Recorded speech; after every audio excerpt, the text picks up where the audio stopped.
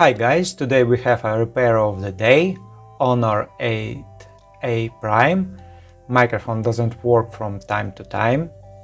The device arrived with a complaint about periodic microphone malfunctions. We start with the diagnostics, checking the flex cable and connectors to the bottom board. We discovered that the lower part of the connector on the main board is cracked and doesn't hold the flex cable properly.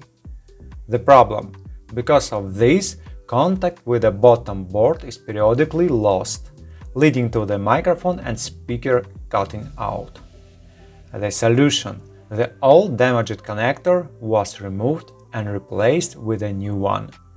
Thanks to this replacement, all malfunctions were fixed, and the microphone was returned to the owner in full working condition.